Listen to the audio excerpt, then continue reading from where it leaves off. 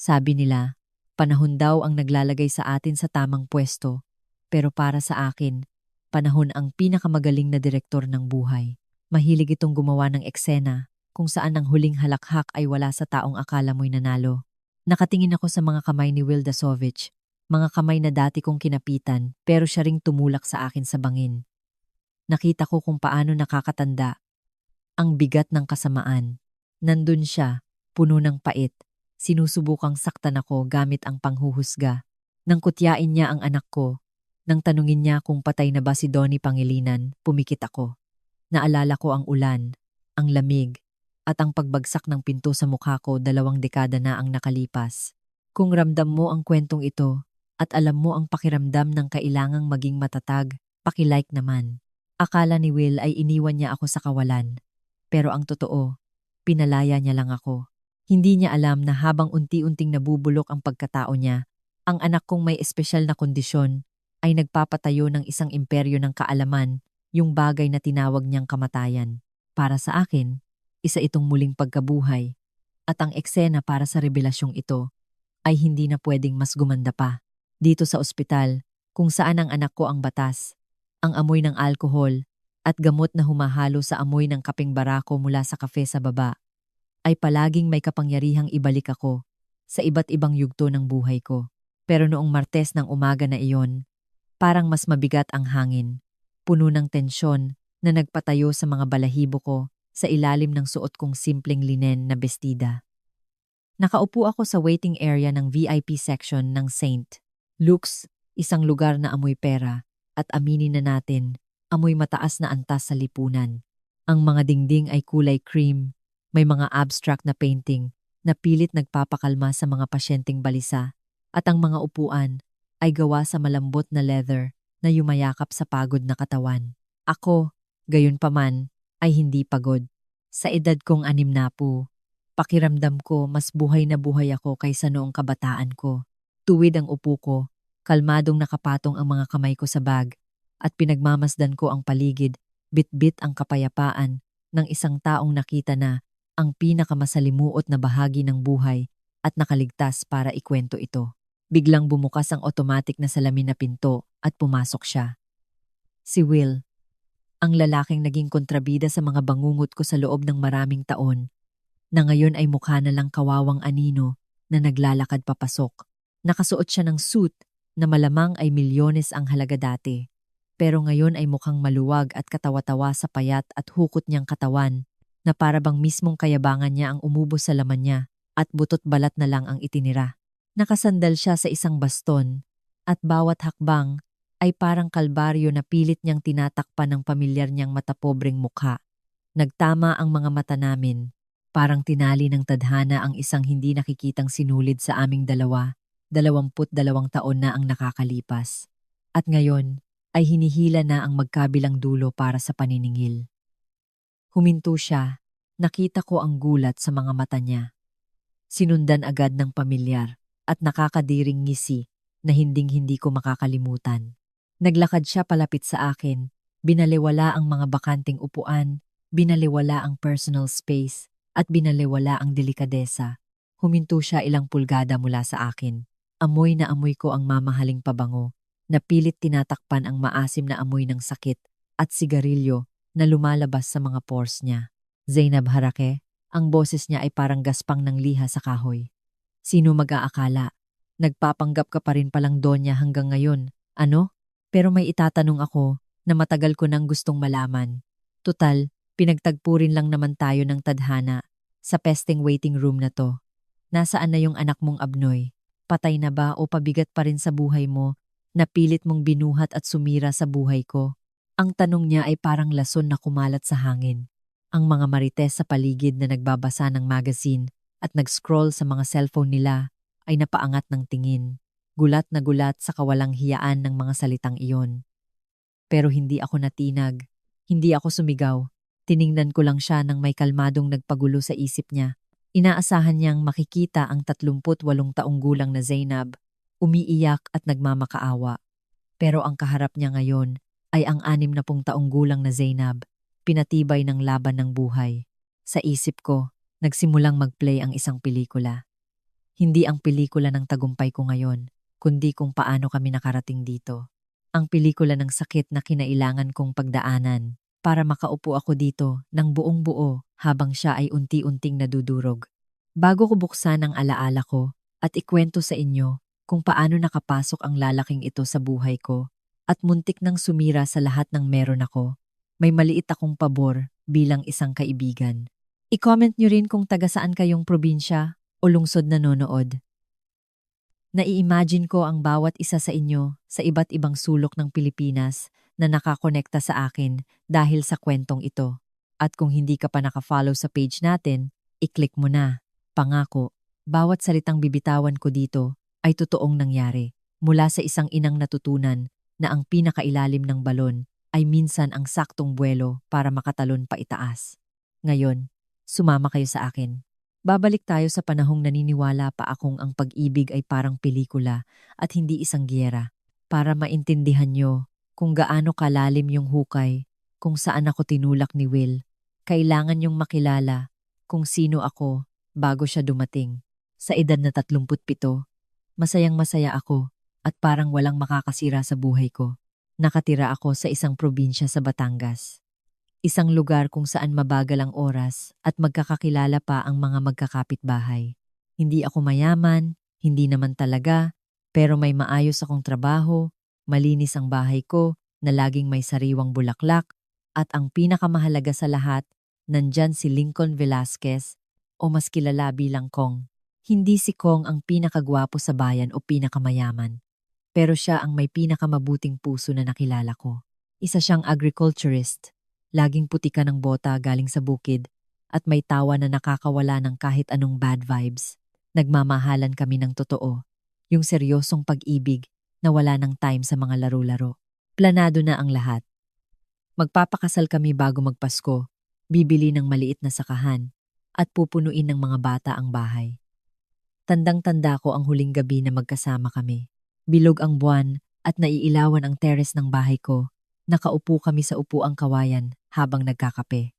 Hinahaplos niya ang buhok ko at pinag-uusapan namin kung anong ipapangalan namin sa mga magiging anak namin. Pag lalaki, gusto ko kasing tapang mo, Zebby. Pag babae, gusto ko yung mga mata mo, sabi niya. Nagkatampuhan pa kami ng kaunti noong gabing iyon. Normal na away magjowa tungkol sa maliit na detalye ng ipapagawa naming bahay. Umalis siya na nag-flying kiss pa. Babalik daw siya kinabukasan para ayusin ang lahat, pero hindi na dumating ang kinabukasan para sa aming dalawa. Nang madaling araw na iyon, bumuhos ang malakas na bagyo sa zigzag road papunta sa kanila. Dumulas ang sasakyan ni Kong. Mabilis lang ang pangyayari, sabi ng mga pulis. Hindi siya nahirapan, sabi ng mga doktor. Pero ako, sobrang nahirapan ako. Diyos ko, ang sakit-sakit. Parang tren na sumagasa sa akin ang pagluluksa. Ang pisikal na sakit ng mawalan ng taong mahal na mahal mo. Hindi ko hihilingin na maranasan ng kahit sino. Parang kinakapos ka ng hininga. Parang nawalan ng kulay ang mundo. Ilang linggo akong parang zombie na nagpapabalik-balik sa kwarto at sala. Walang kain, walang tulog, umiiral lang sa gitna ng matinding pangungulila. At sa gitna ng matinding kalungkutang iyon, halos isang buwan at kalahati pagkatapos ng libing, nagsimula akong makaramdam ng pagkahilo at pagduwal. Nung una akala ko dahil lang sa stress at lungkot, pero iba ang pakiramdam ng katawan ng babae. Hindi ako dinatnan at sumasakit ang dibdib ko. Nanginginig ang mga kamay kong bumili ng pregnancy test sa botika at mag-isa kong tiningnan ang resulta sa malamig na banyo. Positive. Napaupo ako sa sahig, nakayakap sa mga tuhod ko. Umiiyak dahil sa pinaghalong takot at himala. Buntis ako sa anak ni Kong. May naiwang piraso niya sa akin. Isa itong grasya. Oo, pero nakakatakot din. Mag-isa ako, 37 taong gulang, magiging single mom sa isang lipunang mapanghusga at mahilig sa tsismis lalo na sa mga babaeng nasa ganitong sitwasyon. Sa gitna ng pinakamahinang yugto ng buhay kong ito, pumasok si Will sa eksena. Hindi siya estranghero. Katrabaho ko siya sa kumpanya, nakakasama sa mga team building, palaging plansado ang damit, amoy mayaman, pero hindi ko kailanman napansin. Nabalitaan ni Will ang pagkamatay ni Kong at nagsimula siyang magpakita. Nagsimula sa simpleng text ng pakikiramay, tapos dumaan para tingnan kung may kailangan ako. Sumunod, nagdadala na siya ng pagkain, nag-volunteer mag-ayos ng mga papeles sa munisipyo, nagkumpuni ng mga sira sa bahay. Napakabait niya, mahinahon magsalita, nakikinig sa walang katapusan kong pag-iyak kay Kong nang walang reklamo. Unti-unti, pinuno niya ang mga blangkong oras sa araw-araw ko. Nagpakilala siyang kaibigan, isang anghel na hulog ng langit para alagaan ako. Nang sabihin ko sa kanya na buntis ako, inaasahan kong lalayo siya.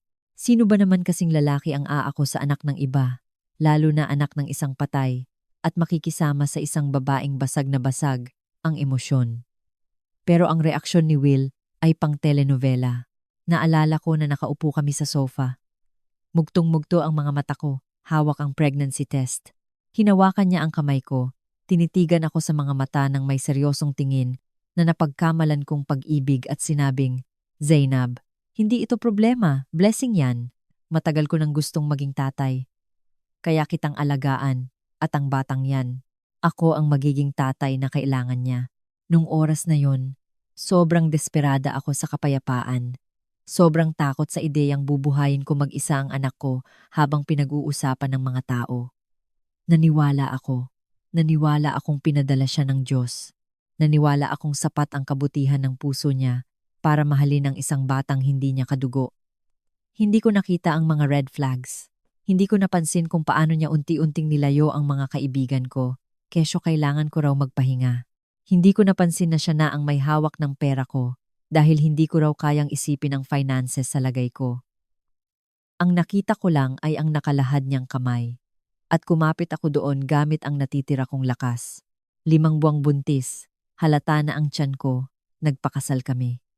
Simpleng civil wedding lang sa mayor's office. Nakasuot ako ng maluwag na cream dress at siya ay naka-gray suit na fit na fit. Sa mga pictures noong araw na iyon, kung tititigan mong mabuti, hindi umaabot sa mata ang ngiti ko. Ngiti iyon ng malaking utang na loob, ng ginhawa, pero hindi ng pagmamahal. Ang ngiti niya ay ngiti ng isang nakabili ng tropyo. Nakuha niya ang malungkot na biyuda. Siya ang naging bida ng bayan. Ang napakabuting lalaki na sumagip sa kawawang si Zainab at sa ulila nito. Ang mga sumunod na buwan ay parang panaginip na puro pag-a-adjust. Nung una, napanatili ni Will ang maskara niya. Sinasamahan ako sa mga check-up, hawak ang kamay ko tuwing ultrasound, at kinulayan pa ng sky blue ang kwarto ng baby. Pero may mga sandaling mabilis na nahuhulog ang maskara niya. Naalala ko isang gabi, malakas na sumipa ang baby. Hinawakan ko ang kamay ni Will at nilagay sa tiyan ko. Pakinggan mo, Will. Ang lakas niya. Sabi ko habang tumatawa. Naramdaman niya ang paggalaw, pero mabilis niyang binawi ang kamay niya, parang nakuryente. Oo, sana naman makuha niya yung talino ko. Tutal hindi ko naman siya kadugo, bulong niya bago tumalikod para matulog. Nasaktan ako doon, pero pinilit kong intindihin. Naisip ko, normal lang siguro, baka nai-insecure siya. Mahirap naman talaga sa isang lalaki ang magpalaki ng anak ng iba. Pinalampas ko ang mga ganitong ugali kasi kailangan kong maniwala na tama ang naging desisyon ko. Kailangang mag-work ang pamilyang ito para sa pakikisama. Habang papalapit ang kabuwanan ko, tumitindi ang pagkabalisa ni Will, pero hindi ito kaba ng isang magiging ama, kundi kaba ng isang negosyante na gustong makita ang return of investment niya. Panay ang salita niya kung ano ang magiging hitsura ng bata, kung paano niya ipapasok sa mga exclusive schools tulad ng Ateneo o Lasal, kung paano ito magiging varsity player o sikat na leader. Pinuproject niya sa anak ko, sa anak ni Kong, ang lahat ng kabiguan niya sa sarili niyang walang kwentang buhay. Gusto niya ng trophy child na maipagmamayabang niya sa mga kumpare niya. Magiging number 1 ang anak ko, palagi niyang sinasabi. At ako, bilang tanga, tumatango lang. Hindi ko namamalayan na para kay Will, ang pagiging number 1, ang tanging kondisyon para mahalin niya ang bata. Nabulag ako, nabulag ng takot, nabulag ng utang na loob, nabulag ng kagustuhang mabuhay ng tahimik. Hindi ko alam na pinapasok ko pala ang ahas sa sarili kong bakuran. Katabi ko matulog ang isang lalaking hindi naman talaga ako mahal. At lalong hindi mahal ang sanggol sa sinapupunan ko. Mahal niya ang ideya ng pagkakaroon ng perfect family na parang nasa commercial. Mahal niya ang imaheng binibigay ko sa kanya sa harap ng lipunan. At sa kasamaang palad, hindi ko alam na ang imaheng iyon ay madudurog sa pinakamasakit na paraan. Ngayon, nakaupo dito, sa ilalim ng malamig na aircon ng mamahaling ospital na ito. Nakatingin kay Will, na wasak sa harapan ko. Malinaw ko nang nakikita ang mga hindi ko nakita noon. Nakikita ko ang kayabangan, ang pagiging makasarili, ang kawalan ng kwenta. Nang magtanong siya, nasaan na yung anak mong Abnoy? Hindi niya lang ako sinusubukang insultuhin, inaamin din niya ang sarili niyang pagkatalo. Dahil akala niya, ang magkaroon ng anak na may kapansanan ay katapusan na ng mundo. Habang ako, natuklasan ko na simula pa lang pala ito ng isang panibagong universo na iwan sa hangin ang tanong niyang nag-aantay ng sagot. Bumalik ang isip ko mula sa nakaraan at bumagsak sa kasalukuyan na kasing bigat ng angkla. Huminga ako ng malalim, nilanghap ang amoy ng ospital at inihanda hindi ang boses ko, kundi ang kaluluwa ko. Babasagin na ang katahimikan sa waiting room, pero hindi ng mga salita ko.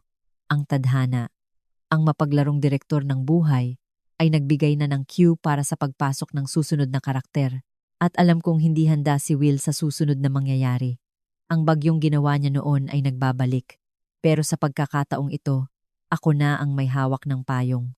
Habang tinitingnan ko si Will sa malamig na waiting room na iyon, ramdam ang bigat ng titig niya sa akin. Naglakbay ulit ang isip ko sa mga huling buwan ng pagbubuntis ko. Na noong panahon na iyon, akala ko ay pasaporte ko na sa kaligayahan. Nakakatawa kung paano gumagana ang alaala. Tandang-tanda ko pa ang amoy ng bagong pinturang kwarto na inihanda namin para kay Donnie Pangilinan. Pinili ni Will ang mapusyaw na asul, iginigiit na dapat daw ay first class ang lahat. Nag-uuwi siya ng mga katalog ng sikat na furniture. Pinagdedebatihan namin kung anong stroller ang pinakamoderno, pinaka-safe, yung ginagamit ng mga sikat na artista. Noon, napagkamalan kong pagmamahal ang kayabangan niya. Nakatingin ako sa lalaking nag-aasikaso ng baby shower. Iniimbitahan ang mga boss at mga impluwensyal na kaibigan niya. At naisip ko, grabe, gusto talaga niyang maging tatay. Pero hindi ko na-realize na hindi siya nag-aayos ng kwarto para sa isang bata. Nag-aayos siya ng entablado para sa ego niya.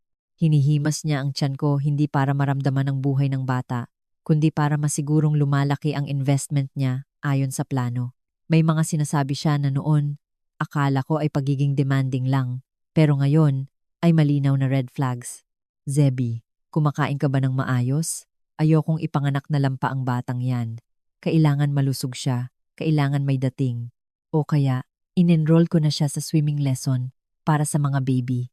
Sabi nila maganda raw sa motor skills. Lalangoy ang anak ko bago pa siya makapaglakad. Pansinin niyo, laging anak ko ang ginagamit niya kapag magagandang future ang pinag-uusapan. Pero kapag nahihirapan ako o nagsusuka, ang sasabihin niya, pinapahirapan ka ng anak mo ngayon ah. Ang simpleng pagpapalit ng salita ay nagpapakita na gusto niya lang ang magandang parte ng pagiging tatay. Ang marumi, nakakapagod, at totoong parte ng pagiging magulang sa akin, niya iniwan lahat yon. Ako, nalunod sa utang na loob dahil sa pakiramdam na iniligtas niya ako sa pagiging byuda at mag-isa, ay ngumingiti lang at tumatango. Nagpapanggap na perpektong asawa, ang perpektong lalagyan ng tagapagmana na pinapangarap niya. Naalala ko ang gabi bago ako manganak. Nakahiga kami at nakaramdam ako ng kaba na may halong matinding saya na inalang ang makakaintindi. Kinuha ko ang kamay ni Will at nilagay sa tiyan ko kung saan mabagal na gumagalaw si Donnie. Lalabas na siya, Will. Bukas magbabago na ang buhay natin, bulong ko. Nagpakawala siya ng malalim na buntong hininga at sumagot. Sana makuha niya mga mata ko, Zainab. Mabait naman si Kong, pero gusto ko makuha ng batang ito ang hitsura kong panalo. Nasaktan ako, pero nilunok ko na lang. Ayokong sirain ang moment. Ayokong aminin sa sarili ko na nakahiga ako sa tabi ng isang lalaking nakikipagkumpitensya sa patay. Hindi ko alam. na sa loob ng 24 oras, ang kulay ng mata ng baby ang magiging pinakahuling problema ni Will. Ang labor ko ay nagsimula ng madaling araw, mabilis at matindi. Pumunta kami sa pinakamahal na private hospital sa Makati, nasagot ng health card ni Will. Sobrang hyper niya, vinovlog ang lahat, nagbibiro sa mga nurses, acting na acting bilang Father of the Year. Ang lakas ng boses niya sa hallway. Lalabas na ang champion ko ngayon. Ako naman, sa pagitan ng mga contractions, pinipilit ngumiti, pero may nararamdaman akong kaba na hindi ko maipaliwanag. Mother's instinct, siguro.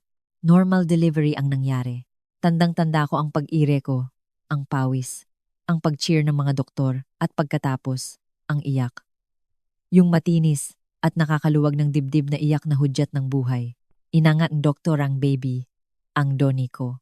Maliit siya, mapula, at balot ng puting parang sebo na nagpoprotekta sa balat niya. Pero nagkaroon ng kakaibang katahimikan sa delivery room. Hindi naman sobrang tahimik, pero isang mabigat na pause. Nagkatinginan ang Obgyn at ang Pedia, ang ngiti ni Will. Habang hawak ang kamera, ay biglang nawala. Bakit?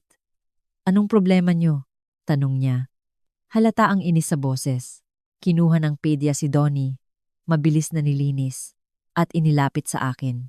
Pero bago niya iabot, tumingin siya kay Will at sinabi sa napaka-profesional na kalmadong boses, Sir, Ma'am, malakas naman po ang baby at nakakahinga ng maayos, pero may napansin po kaming mga physical features na nagpapakita ng isang genetic condition. Kailangan po nating itest para makasiguro, pero lahat po ng senyales ay tumuturo sa trisomy 21. Ibinaba ni Will ang kamera ng dahan-dahan. Ano? Ano bang sinasabi mo? Matigas niyang tanong. Down syndrome po, malumanay na sagot ng doktor. Huminto ang pag-ikot ng mundo ko. Tiningnan ko ang anak ko. Nakita ko ang mga singkit niyang mata, ang isang guhit sa palad niya, at ang medyo patag niyang batok. At alam niyo, kung anong naramdaman ko. Pagmamahal, isang matindi, maprotekta, at wagas na pagmamahal. Akin siya, at perpekto siya sa sarili niyang paraan. Niyakap ko siya ng mahigpit at hinalikan ang basa niyang noo. Hello anak, hello Donnie, nandito na si Mama. Umiyak ako sa saya, pero nang lumingon ako, ang nakita ko sa mga mata ni Will ay hindi pagmamahal, hindi takot, o pag-aalala, kundi pandidiri, matinding pandidiri, na para bang may hawak akong nakakahawang sakit o maduming bagay. Napaatras siya, tumama ang likod niya sa malamig na tiles ng dingding. Hindi akin yan. Nanginginig ang boses niya sa galit. Hindi ko pwedeng maging anak yan. Sabi mo malusog siya. Niloko mo ako, Zainab. Nagulat at nandiri ang mga nurses sa inasal niya. Sir, pakikalma po, pakiusap ng doktor.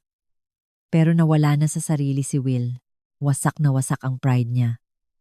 Ang trophy na gusto niyang i-flex sa social media ay sira. Hindi ako magpapalaki ng abnoy, sigaw niya. At ang salitang iyon ay umalingaw-ngaw sa buong kwarto na parang putok ng baril. Tinakpan ko ang mga tainga ng baby ko. Parang kaya kong protektahan siya sa masasakit na salitang iyon sa unang araw niya sa mundo. Padabog na lumabas si Will ng kwarto. Iniwan ako doon hawak ang anak ko. At ang puso ko ay basag na basag.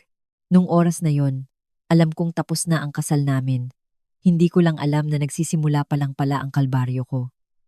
Ang mga araw namin sa ospital ay punong-puno ng nakakahiyang pag-iisa. Nagpakita lang si Will para bayaran ang bill at iuwi ako. Ginagawa lang ang obligasyon niya para walang masabi at hindi siya machismis ng mga tao. Hindi niya tiningnan si Donnie sa loob ng kotse. Napakabigat ng katahimikan. Dinig na dinig ko ang sarili kong putol-putol na paghinga. Nagmamaneho siya na halos pumuti ang mga buko ng kamay sa higpit ng hawak sa manibela. Nakatitig lang sa kalsada. Tumatangging lumingon sa car seat sa likod. Pag-uwi namin, ang magandang bahay na akala ko'y magiging tahanan namin ay naging parang sementeryo. Binuhat niya ang bagahe ko, binagsak sa sala, at sinabi ng hindi makatingin sa akin, doon ako matutulog sa guest room. Nakakarindi iyak niyan, at umakyat na siya ng hagdan. Ang sumunod na 10 buwan, ang pinakamadilim na kabanata ng buhay ko. Parang akong multo sa sarili kong bahay. Naging isang halimaw si Will. Hindi na siya nag-iimbita ng mga kaibigan. Hindi sinasagot ang telepono kapag nandiyan siya. Hiyang-hiya siya. Sobrang nandidiri siya sa presensya ni Donnie. Kapag may nagtatanong sa kanya sa labas kung kumusta na ang baby, sasagot lang siya ng, ayos lang. Sabay iiba ng usapan. Kahit minsan, hindi niya binuhat si Donnie. Dumadaan siya sa tabi ng crib na parang sirang gamit na hindi niya alam kung paano itatapon. At si Donnie, naku, napakabait na bata. Tahimik lang siyang baby, madaling ngumiti, natitingin sa akin ng may lambing na parang sinasabing, kaya natin to, ma. Pero syempre, medyo mabagal ang development niya. Matagal bago niya na kayang i-balance ang ulo niya. Malambot ang mga muscles niya, kaya kailangan ng physical therapy, stimulation, at mahabang pasensya. Bawat hingi ko ng pera kay Will para sa therapy, nagdadabog siya. Para saan? Bakit ko sasayangin pera ko dyan, Zainab? Magiging athlete ba yan? Magiging engineer? Tinatapon mo lang yung pera ko. Pilit mong inaayos yung pinanganak ng sira. Bawat salita niya ay parang saksak sa puso. Lulunukin ko ang iyak ko. Dadamputin ang perang hinagis niya sa lamesa at aalis. Aalis ako dahil kailangan ako ng anak ko. Ako lang ang nag-iisang harang sa pagitan ni Donnie at ng galit ni Will. Naging impyerno ang bahay. Nagsimulang umuwi si Will ng sobrang gabi, amoy alak at mumurahing pabango ng ibang babae. Naghahanap siya ng away. Kapag wala pa ang hapunan sa saktong oras, magwawala siya. Kapag umiyak si Donnie dahil may kabag, sisigaw siya mula sa kabilang kwarto. Patahimikin mo nga yan. Gusto kong matulog. Nagpapakamatay ako sa trabaho para buhayin ang pabigat na yan. Gabi-gabi akong naglalakad sa sala. Karga-karga ang baby ko. Kinakantahan ng lullaby. Pilit na pinapatahimik ang kahit anong tunog na pwedeng gumising sa demonyo sa kabilang kwarto. Pumayat ako ng husto, nangingitim ang mata dahil sa puyat, laging praning at takot. Alam kong hindi pwedeng ganito habang buhay. Pero ang takot na wala akong mapupuntahan ang pumipigil sa akin. Wala akong kamag-anak na malapit, wala akong ipon. Pinag-resign niya ako sa trabaho, nakakulong ako. Pero ang tadhana, may kakaibang paraan para itulak tayo kapag ayaw nating tumalon. Nangyari ang tuluyang hiwalayan namin isang Martes ng gabi, gabing tumatak sa pagkatao ko. Panahon ng habagat, bumabayo ang malakas na bagyo sa labas. Kumikidlat at dumadagundong ang kulog na nagpapayanig sa mga bintana. Si Donnie, na 10 buwan na, ay may mataas na lagnat at iyak ng iyak dahil sa impeksyon sa tainga. Sobrang pagod na ako, palakad-lakad sa sala. Sinusubukang patahanin siya. Biglang bumukas ng malakas ang pinto. Pumasok si Will. Basang-basa, mapula at nanlilisik ang mga mata. Hindi lang siya lasing, desidido siya. Tiningnan niya ako, tiningnan si Donnie na umiiyak at nagpakawala ng tuyong tawa. Tapos na, sabi niya. Tapos na ang lahat. Anong tapos na, Will? Tanong ko. Mas hinigpitan ang yakap sa anak ko. Ramdam ko ang init ng lagnat niya sa dibdib ko. Naglakad siya palapit sa center table. Sinipa ang laruan ni Donnie at sumigaw. Tapos na, tong walang kwentang buhay na to. Tapos na yung uuwi ako tapos dadatnan ko tong sirang bagay na to na umiiyak. Hindi ako nagpakasal para rito, Zainab.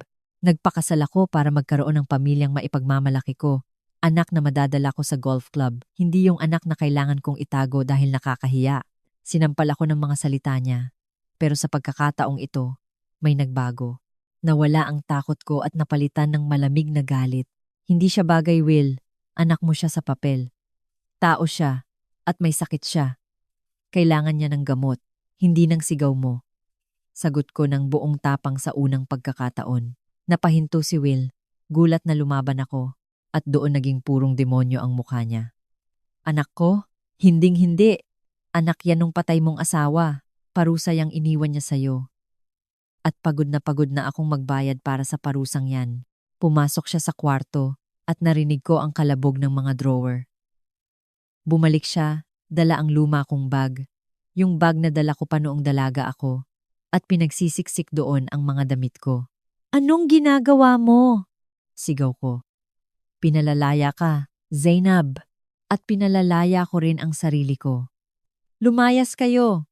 Ngayon din. Layas sa pamamahay ko. Sigaw niya. Hinagis ang bag ko sa gitna ng sala. Tumingin ako sa labas. Bumubuhos ang ulan parang pader ng tubig. Will, bumabagyo. May lagnat si Donnie. Maawa ka naman. Bukas, aalis kami. Dito lang kami ngayong gabi. Kahit ngayong gabi lang. Pagmamakaawa ko, lunok na lunok ang pride ko para sa anak ko. Lumapit siya sa akin. Amoy na amoy ko ang hininga niyang puro alak. At sinabi ang mga salitang tumapos sa lahat. Awa, sino bang naawa sa akin nung binigyan mo ako ng walang kwentang anak?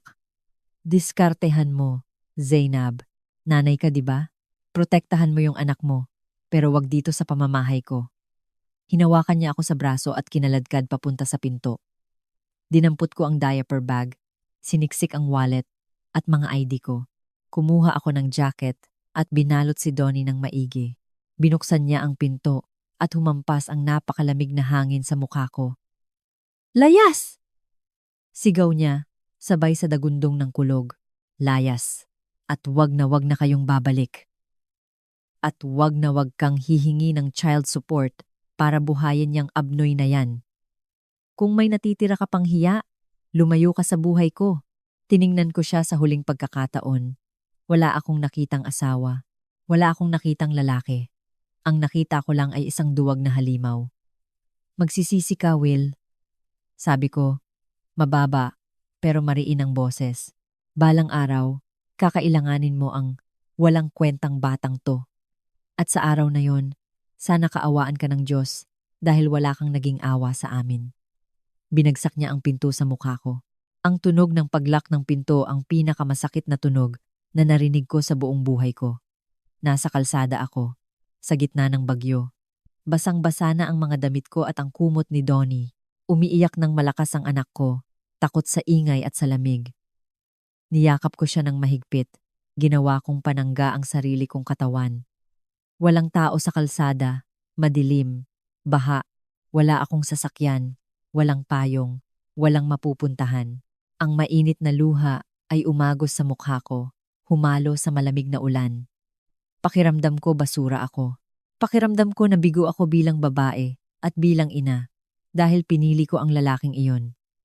Naglakad ako papunta sa pinakamalapit na waiting shed na butas-butas na ang yero. Umupo ako sa malamig na semento. Nanginginig na parang kinukumbulsyon. Humihikbi si Donnie sa dibdib ko. Apoy na apoy, ang lagnat niya. Tiningnan ko ang madilim na kalsada, ang mga ilaw sa loob ng mga bahay, kung saan ang mga normal na pamilya ay natutulog ng mahimbing. At nakaramdam ako ng sobrang sakit. Pakiramdam ko sa sabog ang dibdib ko. Pero tiningnan ko ang inosenteng mukha ng anak ko. Huminto siya sa pag-iyak saglit at tumingin sa akin. Nilagay niya ang maliit niyang kamay sa basang pisngi ko. Sa hawak na iyon, sa napakasimpleng kilos na iyon, may nagbago, ang mahinang Zainab. Ang Zainab na tumatanggap lang ng tira-tira ay namatay doon sa waiting shed na iyon. At ang pumalit ay isang palaban na ina. Pinunasan ko ang mga luha ko gamit ang basang manggas ko. Makakaraos din tayo, anak. Bulong ko sa kanya at sa sarili ko. Akala niya sinira niya tayo. Pero binigyan niya lang tayo ng pagkakataong magsimula ulit. Ako ang magiging tatay at nanay mo. Ibibigay ko sa iyo ang mundo, Donnie. At balang araw, titingala ang lalaking yon at makikita niya tayong lumilipad ng napakataas. Mahihilo siya kakatitig. Pinalipas ko ang gabi doon. Yakap-yakap ang anak ko. Naghihintay ng umaga. Grabe ang lamig. Kumakalam ang sikmura ko. At ang takot sa bukas ay parang higanteng nakaharang sa akin. Pero may isang bagay ako na hindi kailanman magkakaroon si Will. May pagmamahal ako. At may dahilan ako para lumaban. Habang tumitila ang ulan at nagliliwanag ang langit, nangako ako sa sarili ko. Ipinangako ko na gagawin kong hagdan bawat pang-iinsulto niya. Gagawin kong gasolina bawat pagtanggi. Pinalayas ako ni Will, pero ibinalik niya ako sa sarili ko. Naging kulay abo ang umaga, pero para sa akin, simula ito ng totoong buhay. Tumayo ako, masakit ang buong katawan, mabigat ang basang damit, pero magaan ang kaluluwa dahil wala na akong utang na loob sa kahit kanino. Sumakay ako sa unang jeep na dumaan. Hindi ko alam kung saan papunta. Pero alam kong ang kahit anong lugar na malayo kay Will ay paraiso. Tumingin ako sa bintana, pinapanood ang paggising ng mga tao, at hinimas ko ang ulo ni Donnie. Laban tayo, Doc, sabi ko. Hindi ko alam na magkakatotoo ang tawag kong iyon. Ngayon magsisimula ang kwento natin. At hindi ko alam na ang mahinang sanggol na karga ko ay may utak na tatalo sa mga henyo at balang araw, magpapanginig sa tuhod ng hambog na lalaking nagtapon sa amin. Mahirap ang biyahe, sobrang hirap, pero handa akong maglakad sa baga kung kailangan. Nagtanim si Will ng hangin, at ang bagyong aanihin niya ay nagsisimula palang mamuo malayo sa paningin niya. Sa tahimik naming laban araw-araw, walang mala telenovela kinabukasan matapos kaming mapalayas. Malamig, mahirap, at literal na purita. 39 na taong gulang, may 2,000 piso sa wallet, isang bag ng basang damit, at inaanat na baby. Nakahanap ako ng maliit na kwarto sa eskinita, paupahan ng isang biyuda na si Aling Elvira. Pumayag siyang paupahan sa akin kahit walang advance at deposit. Inabot ko na lang kung anong meron ako. Ang kwarto ay maliit na semento, may lababo sa gilid, at sobrang liit na banyo. Walang gamit. Noong unang linggo, natulog kami sa manipis na foam na pinahiram ni Aling Elvira, nakalatag sa lapag. Doon, sa gitna ng matinding kahirapan, nagdesisyon ako na walang espasyo para sa pag-iyak at pag-iinarte. Kinuha ni Will ang komportableng buhay. Pero sa akin, naiwan ang responsibilidad. At ang responsibilidad bilang ina ay hindi pinapasa. Nagtrabaho ako agad kinabukasan. Walang time mamili ng career. Nakahanap ako ng 3 bahay na lilinisin bilang part-time kasambahay. At sa gabi naman, nagluluto ako ng biko at kakanin para ilako sa mga sari-sari store kinabukasan. 4:00 ng madaling araw, gising na ako. Iniiwan ko si Donnie sa kapitbahay na nagbabantay ng mga bata kapalit ng maliit na halaga. Sumasakay ako sa siksikang jeep, buong araw nagkukuskus ng sahig, naglilinis ng kubeta, at nagtitimpi sa mga donyang amo na nagrereklamo pag may nakitang alikabok sa estante. Ang mga kamay ko na dati keyboard lang ang hawak sa opisina, ngayon ay kumapal at nasira dahil sa matapang na sabon at bleach. Laging sumasakit ang likod ko, kakarampot ang pasok ng pera, sakto lang. Pawis na pawis, pero aminto. Wala kaming utang na loob sa kahit kanino, lalo na kay Will. Lumaki si Donnie sa ganitong kapaligiran, kailangan ng matinding pag-aalaga dahil sa sakit niya. Dahil sa Down syndrome, mahina ang resistensya niya, pabalik-balik ang sipon at ubo, laging may lagnat, at malambot ang katawan. Ilang gabi akong nakapila sa Public Health Center o sa PGH, karga-karga siya ng ilang oras para lang magpatingin ng libre. Mabagal siyang gumalaw. Matagal bago siya nakaupo mag-isa. Halos 2 taon bago siya nakapaglakad ng diretsyong walang hawak. Para sa mga taong nakatingin mula sa labas, kapansanan lang ang nakikita nila.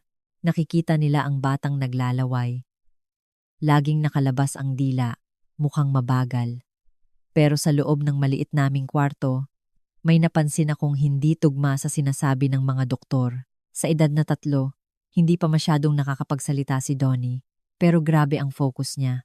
Ilang oras siyang nakatitig sa mga label ng lata, lumang dyaryo na inuuwi ko mula sa pinaglilinisan ko, at mga signages sa kalsada. Akala ko, gusto niya lang ng kulay. Isang araw, naghihiwalay ako ng mga resibo. Naiwan ko yung kahon ng gamot sa ibabaw ng kama. Kinuha niya yung kahon, tumingin sa akin, at sinabi ng medyo bulol, pero maiintindihan mo, paracetamol. Tumigil ako. Akala ko mali ang dinig ko. Kumuha ako ng isa pa. Ito? Anak? Binasag niya ang katahimikan. Biogesic. Ang anak ko, na halos hindi makatakbo nang hindi natitisod, ay nagbabasa ng pangalan ng mga gamot sa edad na 3. Hindi ito himala. Totoo ito. Dinala ko siya sa isang doktor sa center at kinwento ko. Hindi siya naniwala nung una. Akala niya minemorize lang ng bata. Pero nung naglabas siya ng flashcards ng mga random na salita at binasa yun lahat ni Donnie, napanganga ang doktor. Ni-refer kami sa PGH para sa isang neuropsychological evaluation. Inabot ng buwan ang mga test. Dumating ang resulta sa isang mahaba at formal na papel. Si Donnie ay twice exceptional. Mayroon siyang trisomy 21, Down syndrome. Pero mayroon din siyang high IQ o super genius level. Ang bilis ng utak niya mag-process ng impormasyon ay mas mabilis pa sa normal na tao, kahit hindi sumasabay ang katawan niya. Para siyang makina ng sports car na nilagay sa katawan ng lumang tricycle. Binago ng diskubreng ito ang laro namin. Narealize ko na ang tanging ticket namin paalis sa kahirapan, ang tanging ganti sa sumpa ni Will, ay ang utak ni Donnie. Pero ang pagpasok sa eskwelahan ay naging madugong giyera. Ayaw siyang tanggapin ng mga public school sa lugar namin. Gusto siyang ilagay sa SPED na puro laro lang. Nakipag-away ako. Dinala ko ang batas sa DepEd. Ipinakita ko ang resultang genius siya. Kinalampag ko ang principal's office.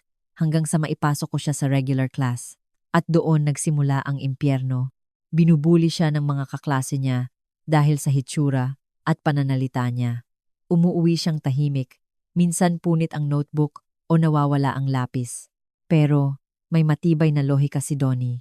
Hindi siya gumaganti ng suntok, gumaganti siya ng talino. Sa edad na 7, alam na niya ang lesson ng grade 5. Habang nagme-memorize pa lang ng multiplication table ang mga kaklase niya, nagko-compute na siya ng math ng walang papel. Ang mga teacher na dati ayaw sa kanya, napilitang bumilib. Tinatama niya ang mga mali sa textbook. Mas magaling pa siyang mag-explain ng science kaysa sa teacher niya. Nang mag-10 taon siya, in-accelerate siya ng school. Tumalon siya ng 2 grade level. Nung 2, tumalon ulit. Isa siyang batang may Down syndrome na kasama ng mga normal na teenagers. Pero milya-milya ang layo ng utak niya sa kanila. Ang buhay namin ay parang nasa training camp. Nag-double shift ako para makabili ng mga second-hand na libro. Walang PS5 si Donnie. Walang mamahaling cellphone. Walang damit na may brand. Ang meron siya ay library card at lumang laptop na hiningi ko lang kung saan nanonood siya ng online classes tungkol sa biology at chemistry. Na-obsess siya sa human anatomy. Sabi niya, gusto niyang maintindihan kung bakit iba ang katawan niya. Aayusin ko yung mga malima, sabi niya habang seryosong nagbabasa ng makakapal na libro sa medicine na hirap niyang buhatin, pero kayang-kayang i-absorb ng utak niya.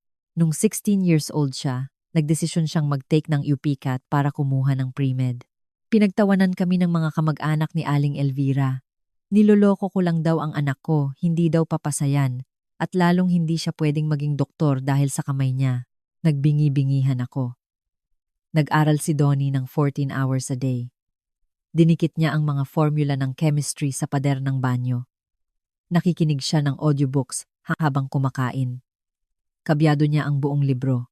Nung araw ng exam sa UP Diliman, sinamahan ko siya hanggang gate. Nakaputing t-shirt lang siya at maong. Lahat ng tao nakatingin sa kanya. Nilapitan pa siya ng SECU. Tinatanong kung tama ba yung building niya. Baka daw kasi special education exam ang kukunin niya. Pinakita lang ni Donnie ang test permit niya at pumasok. Ang resulta ay nagpatahimik sa lahat. Nakapasa si Donnie, top 3 pa sa buong Pilipinas para sa kursong medisina. Tinalo niya ang mga anak ng mayayaman, galing sa mga sikat na private schools na may mamahaling tutor buong buhay nila. Nung lumabas ang pangalan niya sa listahan, hindi ako umiyak dahil sa drama.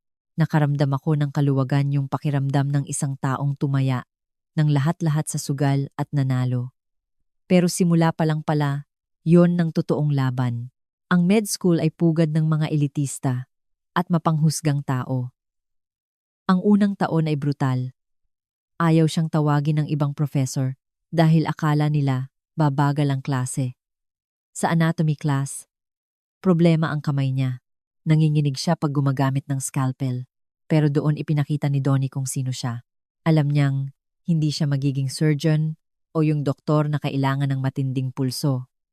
Nag-focus siya sa diagnosis, sa internal medicine, sa neurology. Bumabawi siya sa sandamakmak na kaalaman na parang Google ang utak niya. Nung 3rd year siya, habang nagra-round sa PGH, pinahiya ng isang masungit na consultant ang mga estudyante dahil walang makasagot sa isang rare case ng autoimmune disease. Walang makasagot. Mula sa likod, nagtaas ng kamay si Donnie at inexplain ang buong syndrome. Ang gamot, ang dosage, at ang side effects, tapos ni-cite pa niya yung latest medical journal na nirelease lang nung 1 linggo. Napanganga ang professor. Simula noong araw na iyon, ang estudyanteng may Down syndrome ay naging henyo ng klase. Nagpapakamatay ako sa trabaho para mabili ang mga kailangan niya. Stethoscope, puting unibersidad, libro, pamasahe. Nagbenta ako ng kung ano-ano. Naglaba hanggang manakit ang mga kasukasuan ko. Nagbantay ng mga matatanda. Tuwing weekend, tumatanda ako ng mabilis sa loob ng 6 na taon na yon. Pumuputi na ang buhok ko. Kumulubot ang balat. Nanuot ang pagod sa buto ko. Pero tuwing nakikita ko si Donnie na nakaputing uniform, umaalis ng 5:00 ng madaling araw para mag-duty, alam kong sulit ang lahat. Kahit minsan hindi siya umabsent, kahit minsan hindi siya nagreklamo ng pagod. Isa lang ang goal niya, maging number 1. Hindi para magyabang, kundi para patunayan na ang kakayahan ay walang pinipiling hitsura. 2 buwan na ang nakakalipas nang graduate siya. Hindi yun ordinaryong graduation. Nang tawagin ang pangalan niya sa PICC para kunin ang diploma niya, tumayo ang buong tao at pumalakpak. Hindi dahil naawa sila, kundi dahil saludo sila. Graduate siyang magna cum laude. Isa sa pinakamagaling na estudyante ng dekada. Ang makita ang anak ko, ang sanggol na itinapon sa ulan, na hawak ang diploma, binibigkas ang Hippocratic Oath. Iyon ang pinakamatibay na ebidensya ng tagumpay ko.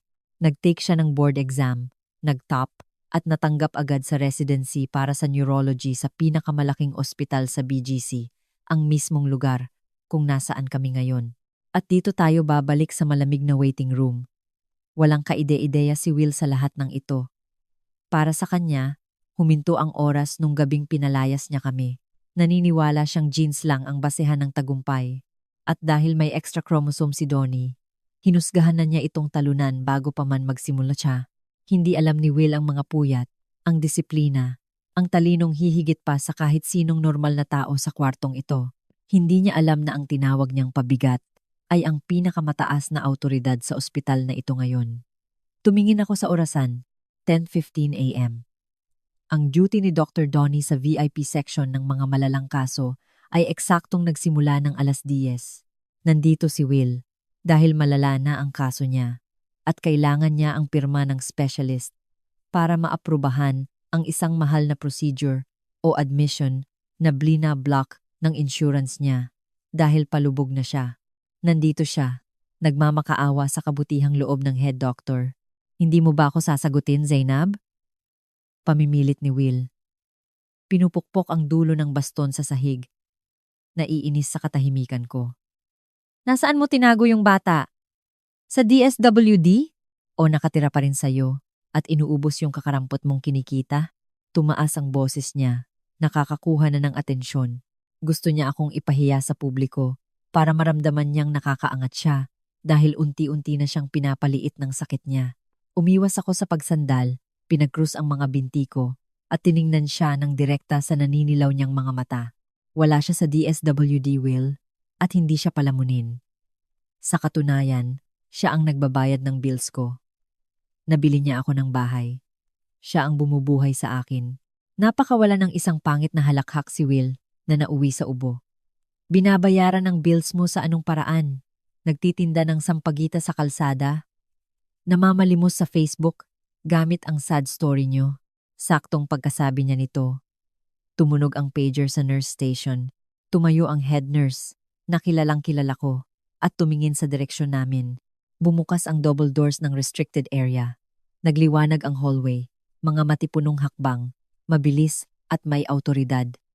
Hindi ito mga hakbang ng taong naghihila ng paa, kundi ng taong may mahalagang misyon. Isang lalaking nakaputi ang lumabas, matangkad, napakalinis tingnan. Suot ang white coat na may logo ng ospital. May Littmann stethoscope sa leeg. May hawak siyang aluminum clipboard at seryosong nakikipag-usap sa 2 resident doctors na nakasunod sa kanya at nagsusulat ng bawat salita niya. May physical feature siya ng Down syndrome, oo, pero balewala. Yun kumpara sa aura ng respeto at autoridad na bumabalot sa kanya. Huminto siya sa gitna ng waiting room. Naghanap ng pamilyar na mukha at nakita ako. Ang seryoso niyang mukha ay napalitan ng propesyonal ngunit malambing na ngiti. "Ma," sabi niya, sa malalim at buong boses ng isang matagumpay na lalaki. "Sorry na late ako. Tumagal yung rounds namin sa ICU. Kailangan kasi ng emergency procedure ng patient sa bed 3. Naglakad siya palapit sa akin. Hindi man lang tiningnan ang matanda at hukot na lalaking nasa tabi ko. Tumigil sa pagtawa si Will. Bahagyang bumuka ang bibig niya. Palipat-lipat ang tingin niya sa mukha ko at sa mukha ng doktor. Pilit pinagko-connect ang mga pangyayari. Pilit iniintindi ang isang imposibleng bagay. Hinalikan ako ni Donnie sa noo at lumingon sa nurse. "Miss Sandra, nasaan yung chart ng priority patient natin from the ER? Yung Ricardo Will Dasovich? Critical ang renal failure niya. Kailangan ko na siyang makita ngayon." Nabitawan ni Will ang baston niya. Ang pagbagsak ng kahoy sa marmol na sahig, ang tanging ingay na maririnig sa buong kwarto. Tinitigan niya ang ID na nakasabit sa leeg ng doktor. Dr. Donnie Pangilinan, Chief Resident, Neurology. Binasa niya ang pangalan, binasa ang posisyon, at tinitigan ang mukha ng batang tinapon niya sa ulan. Ang batang tinawag niyang abnoy at walang kwenta. Ang batang ngayon ay may hawak ng buhay niya sa isang aluminum clipboard. "Ikaw," bulong ni Will. Nawalan ng kulay ang dati ng namumutlang mukha. Hindi pwede. Lumingon si Donnie sa lalaking nakaupo. Hindi siya umatras, hindi siya nanginig. Inayos niya ang salamin niya, binasa ang chart na hawak niya, at tiningnan ang biological father niya sa mata. Taglay ang malamig na profesionalismo ng isang surgeon na sinusuri ang isang bulok na laman. "Ricardo Vildasovich?" tanong niya. Malinaw, pero walang emosyon. "Ako, si Dr. Pangilinan. Ako ang magiging doktor mo simula ngayon. Sunod po kayo sa loob." Ang sandaling iyon ay hindi lang basta pagkikita. Iyon ang total na pagbabaligtad ng mundo. Ang higante ay naging langgam, at ang langgam ay naging higante. Nakita kong pinilit tumayo ni Will. Nanginginig ang mga binti, hindi dahil sa sakit, kundi dahil sa matinding pagkabigla. Kailangan niyang kumapit sa counter para hindi matumba. Tumingin siya sa akin, naghahanap ng paliwanag o tulong, pero ngumiti lang ako ng kalmado at itinuro ang pinto ng klinika. "Sige na, Will, hinihintay ka na ng doktor mo.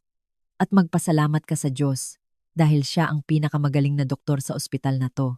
Bukas na ang daan para sa katapusan." Walang sigawan, walang iskandalo. Ang naroon lang ay ang sampal ng katotohanan na tinalo ng kakayahan ang panghuhusga. Papasok na si Will sa klinika ng anak na tinapon niya. At alam kong ang check-up na mangyayari sa loob ay higit pa sa kidney o atay niya. Susuriin doon ang bulok na kaluluwa ng isang lalaking kinailangang mawala ang lahat para lang maintindihan ang halaga ng bagay na itinapon niya sa basurahan. Nagsisimula na ang final act. At nasa front row ako para panoorin kung paano na ibigay ang hustisya, hindi gamit ang paghihiganti, kundi gamit ang tagumpay. Ang katahimikan sa waiting room pagkatapos magsalita ni Donnie ay sobrang bigat, dinig na dinig mo ang aircon at ang hirap na paghinga ni Will. Nakatayo lang siyang parang tuod, nakakapit sa marmol na counter na halos pumuti ang mga daliri. Ang pambabawi ng tadhana ay hindi lang kumatok sa pinto niya, sinira nito ang buong bahay niya.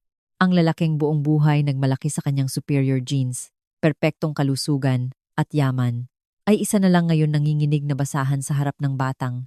Pilit niyang binura sa mundo. Hindi nag-antay ng emosyonal na reaksyon si Donnie. Bilang doktor, wala siyang time sa mga dramang walang kinalaman sa medisina. Sumenya siya kay Will na sumunod sa consultation room. Sumunod ako sa likod nila. Nagbigay ng konting distansya bilang respeto. Pero gusto kong masaksihan ang pagsasara ng kabanatang ito.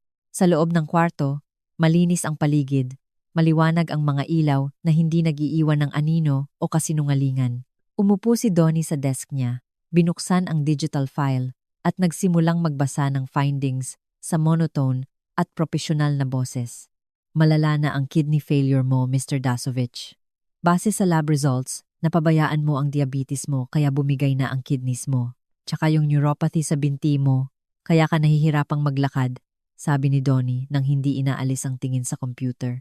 Si Will, na nakaupo sa upuan ng pasyente, ay parang lalong lumiit. Nakatingin siya kay Donnie na may halong takot at bigla ang pamamlastik. Donnie? Anak? Umpisa ni Will. Basag ang boses. Pilit binubuo ang relasyong siya mismo ang sumira. Hindi ko alam. Hindi ko inakala na ikaw. Patawarin mo ako. Tumigil sa pag-type si Donnie. Nag-angat ng tingin at tinitigan si Will. Walang galit sa mga mata niya, kundi isang milya-milyang distansya. Mr. Dasovich, linawin na natin ito ngayon para maging maayos ang treatment mo. Doktor mo ako. Pasyente kita. Hanggang doon lang ang relasyon natin. Nandito ka hindi dahil tatay kita. Dahil ang tatay ko, si Kong, ay namatay bago pa man ako ipanganak. Nandito ka dahil walang tinatanggihang pasyente ang ospital na ito. At obligasyon kong gawin ang lahat ng makakaya ko para sa kahit sinong tao. Kahit sino pa siya o kahit anong ginawa niya noon. Napayuko si Will at isang luha ang tumulo sa kulubot niyang pisngi. Sinubukan niyang mag-explain. Sinabi niya na yung babaeng ipinalit niya sa akin ay iniwan din siya nung naubos ang pera niya at lumala ang sakit niya. Mag-isa na lang daw siya, walang nag-aalaga sa kanya tuwing nagdadialysis siya. Nagmamakaawa siya ng awa, naghahanap ng kapatawaran para gumaan ang buhay niya ngayong malapit na siyang mamatay. Ako, na nakasandal sa pader, ay nakaramdam ng matinding ginhawa. Hindi ako masaya na nahihirapan siya. Masaya ako dahil patas ang tadhana. Ang pabigat na tinapon niya noon ay siya na lang nag-iisang kamay na umaabot sa kanya ngayon. Pero isa itong kamay ng profesionalismo, hindi kamay ng pagiging utu-uto. Nagpatuloy ang check-up ng napaka-teknikal. Nagreseta si Donnie ng mga gamot, inayos ang admission papers, at nagbigay ng instructions. Inako niya ang responsibilidad na hinding-hindi maiintindihan ni Will. Sa huli, tumayo si Donnie. Binalik ang ballpen sa bulsa ng white coat niya at sinabi, "Sasamahan kayo ng nurse sa kwarto niyo. Magra-rounds ako bukas ng umaga. Magpahinga na kayo, Mr. Dasovich." Lumabas kami ng klinika at bumalik sa waiting area. Isang male nurse ang nagtulak kay Will sa wheelchair. Mukha siyang taong tinalo ng sarili niyang kwento.